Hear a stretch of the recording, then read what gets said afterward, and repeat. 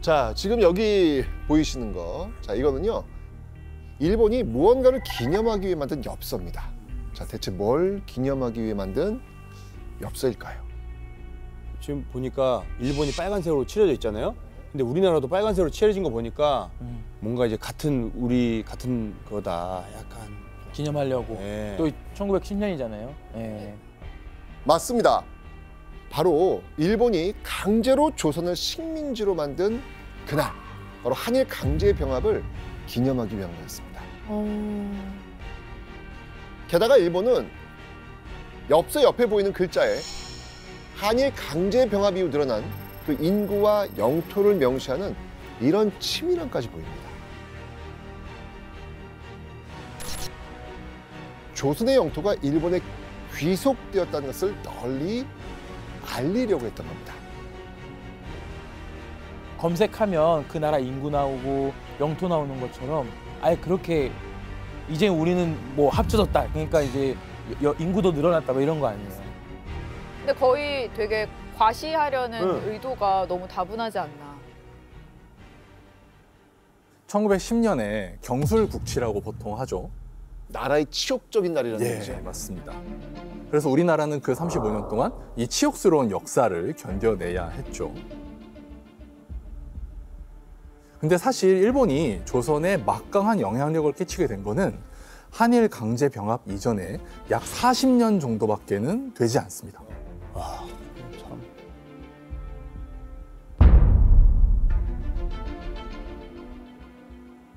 자, 일본은 대체 어떻게 518년간 이어져온 이 조선 왕조를 무너뜨렸을까? 그래서 조선이 일본에 어떻게 나라를 빼앗기게 됐는지를 제가 결정적 사건 6가지를 한번 뽑아봤습니다. 격동의 시간 속에 숨겨진 역사의 뒷이야기를 제대로 한번 벗겨보겠습니다. 오늘의 주제! 조선은 어떻게 일본의 나라를 빼앗겼나?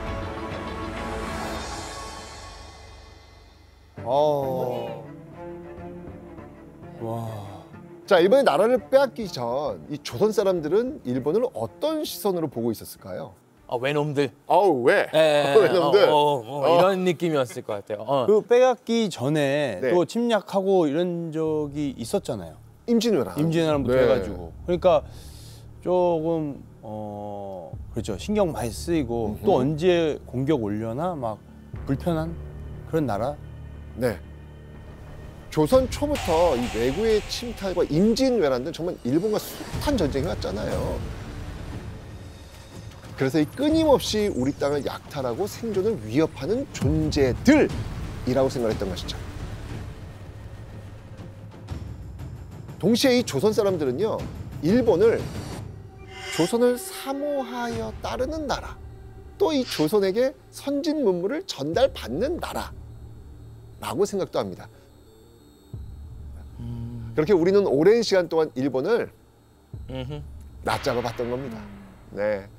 자, 그런데 1876년 조선과 일본의 판세가 확 뒤집어지는 사건이 벌어집니다. 조선이 일본의 나라를 빼앗길 수밖에 없었던 첫 번째 결정적 사건은 바로 이겁니다.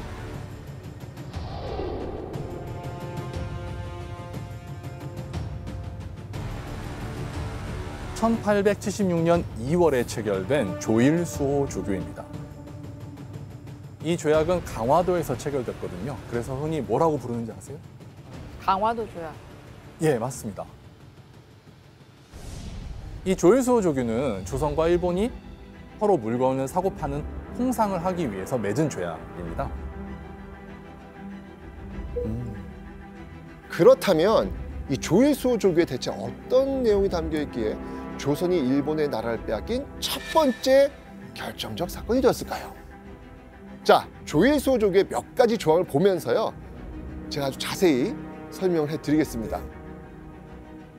제1조, 조선은 자주국이며 일본국과 평등한 권리를 가진다. 조금이라도 상대방의 권리를 침범하거나 의심하지 말아야 한다.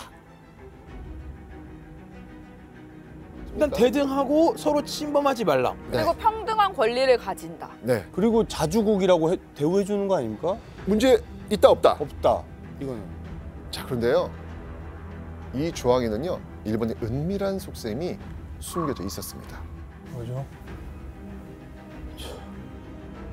자, 여러분들 조선이 오래도록 사대한 나라 어디라 그랬죠? 나라. 중국. 맞습니다. 바로 중국이었죠. 청나라.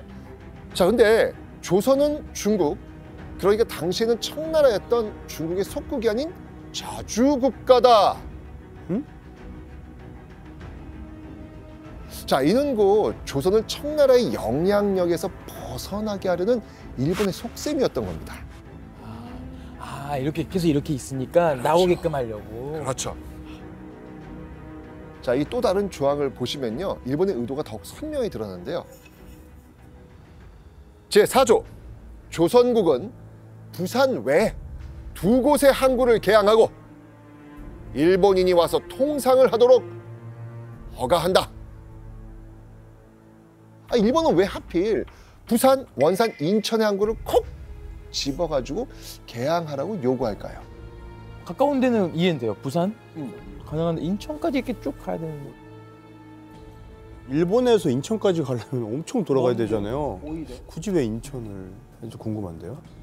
이 말은 곧 뭐냐면 수도인 한양으로 빠르게 진격할 수 있는 항구였다는 거죠. 네, 맞습니다. 바로 들어올 수 있게. 자, 다음으로는요. 이 조일소족의 10번째 조항이 있는데요. 여기도 굉장히 중요한 의미가 있습니다. 한번 읽어드릴게요. 제10조. 일본 국민이 조선의 항구에서 조선 국민에게 죄를 지었더라도 일본 관리가 심판한다. 아, 이거는 상대방의 권리를 침범하거나 의심하지 말라고 해놓고 막상 그렇게 했을 때는 일본이 심판할 심판한다. 테니까 너희들은 뭐라고 하지 마. 그렇죠. 당시 그 조선에 있던 일본인들은요. 이 10번째 조항에 따라가지고 바로 치외 법관 이걸 인정받게 된 겁니다. 그러니까 이 조일소 조교는요. 이 속을 좀 자세히 들여다보면 일본의 의도가 뻔히 보이는 정말 말도 안 되는 그런 조약이었던 겁니다. 그런데 조선은 아니 그 얕잡아는 일본과 아니 왜 이런 불합리한 조약을 맺었을까? 이거 다 봤을 텐데, 그죠? 너무 말도 안 되는 내용인데. 자, 그 비밀을 풀기 위해서 우리는요 6개월 전으로 한번 시간을 돌려보도록 하겠습니다.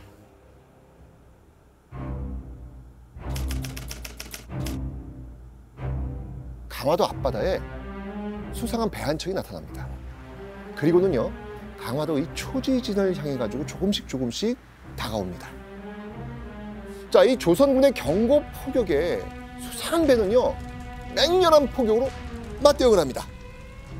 강화도에 나타난 이 수상한 배는요 다름 아닌 바로 일본 국적의 군함이었습니다. 우와. 배의 이름은요 바로 운요호.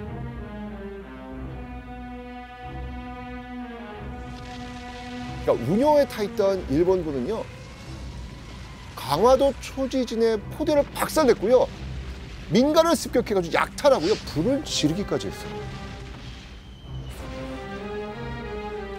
이거 전쟁하자는 거잖아요.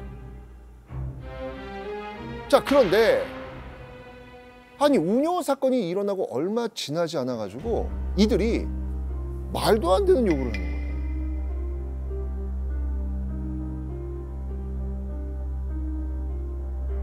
조선이 죄 없는 일본 배에 손해 끼쳤으니 손해를 갚는다는 뜻으로 우리에게 항구를 열어달라.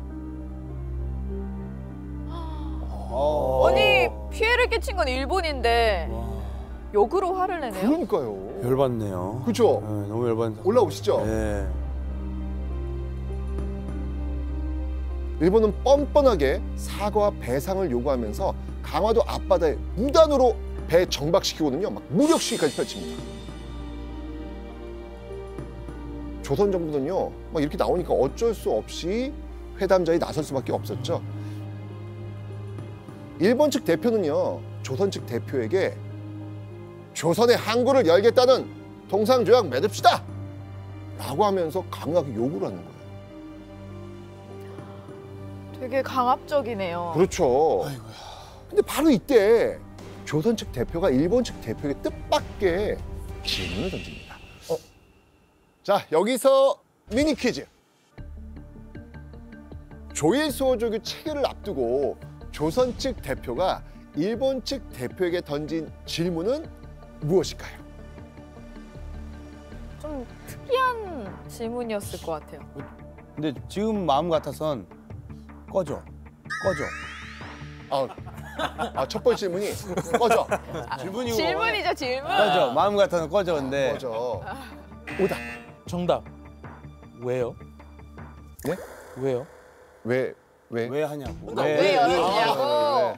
갑자기 이렇게 느없이 이렇게 맺읍시다 하니까 왜? 근데 왜요? 이렇게 할 수도 있을 것 같아요. 아니에요? 네. 와 대박! 저 정답! 네.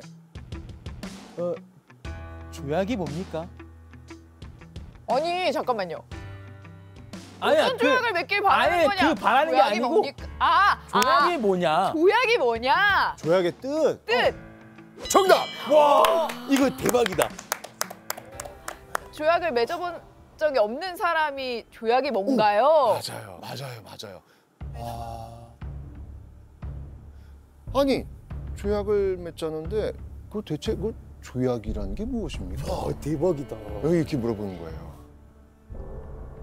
그러면 이전에는 그 조약이라는 개념이 없었던 거예요? 그러니까요. 막 청나라하고도 한 번도 맺어본 적 없어요? 없었습니다.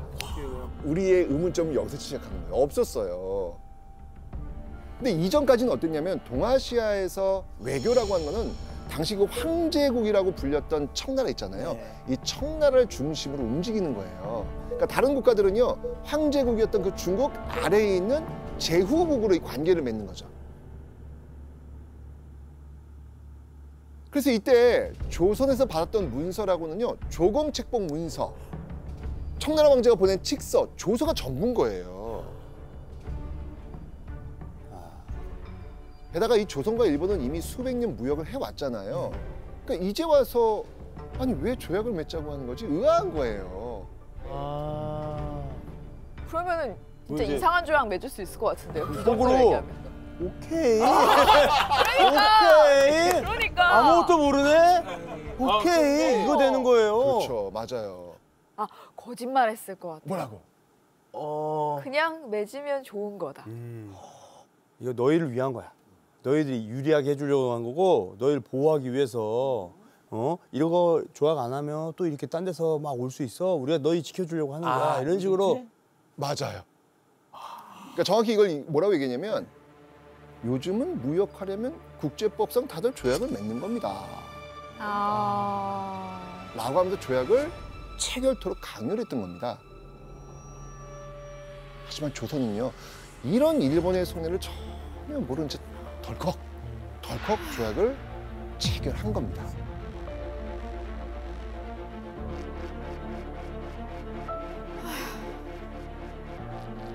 자, 근데 교수님, 이 조약에 숨겨진 일본의 정말 충격적인 속셈, 엄청난 게 있지 않습니까? 그거 좀 한번 알려주시죠.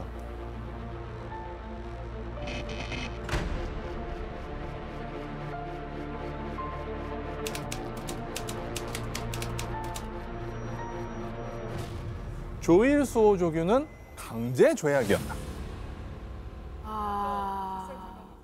아까 운요 사건도 있고 해서 우리는 흔히 조일수호조규를 일본에 의해 강압적으로 체결된 조약이라고 배웁니다.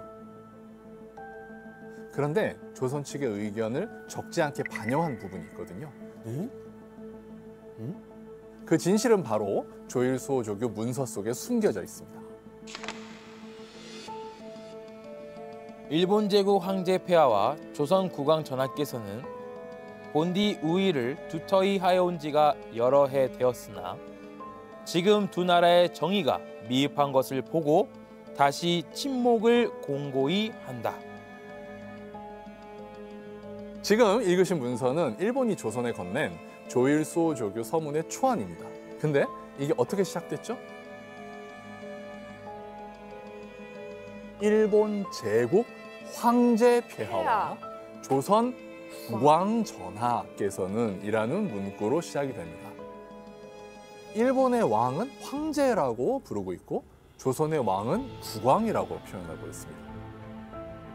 조선은 그 일본을 왜라고 해서 낮게 봤는데 자기들 위에 있는 것처럼 황제 폐하라고 하니까 이미 딱 시작부터 찢어야죠. 당연히 조선 정부에서는 이 일본이 내민 초안을 보고는 펄쩍 뛰었습니다. 조선 입장에서는 감히 오랑캐의 나라인 일본이 청나라에서나 쓰는 황제라는 단어를 입에 올리는 게 말도 안 되다, 황당무계하다라고 생각했던 거죠. 그러니까 아무렇지도 않게 앞부분에서 조선이랑 일본의 차이를 확 두고 끝난 부분에서는 침묵을 공고히 한다. 이미 그 키워드로 표시를 해놨네요. 악마는 디테일이 있다라는 얘기가 있죠. 아, 진짜 이런 디테일이 있다. 완전 네. 디테일. 그런데 조선 정부는 당연히 이건 말도 안 된다면서 일본 정부한테 강력하게 항의합니다. 그런데 그때 일본은 조선과 꼭 통상 조약을 맺어야 할 필요가 있었습니다.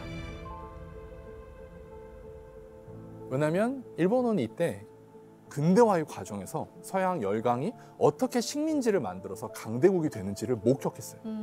그래서 일본 역시 아시아 국가를 자기들의 식민지로 만들어서 제국주의 국가로 나아가려고 했던 거죠. 그래서 대륙 침략의 발판, 그 시작이 되는 나라가 바로 조선이었던 겁니다. 와. 그래서 조선의 완강한 반대에 일본은 결국 조약문 서문을 고쳐요. 일본 제국 황제 폐하 대신에 대일본국, 조선 국왕 전하 대신에 대조선국이라고 바꿉니다. 아. 비슷해졌어요. 용어가. 일본이 이렇게까지 조선의 의사를 존중해 주니까 조선 입장에서는 아, 일본은 우리가 충분히 교섭할 수 있는 상대구나라고 생각을 했던 겁니다. 조선은 통상을 위해서는 상호 합의하에 조약을 체결할 수 있다라고 생각을 했던 겁니다. 그러니까 조일수 조규는 일본의 강요에 의해서 억지로 맺은 조약이 아니라 일본의 속셈에 의해서 조선이 홀랑 속아 넘어간 조약이다 라고 보는 것이 더 맞을 것 같습니다. 그런데 안타깝게도 당시 조선은 조일수 조규가 부당한 조약이다, 불평등한 조약이다라고는 생각을 못했던 것 같아요. 왜냐하면 조선의 왕인 고종이 야, 나라의 큰 위기도 잘 넘기고 나라의 위신도 잘 지켰다라고 평가했거든요.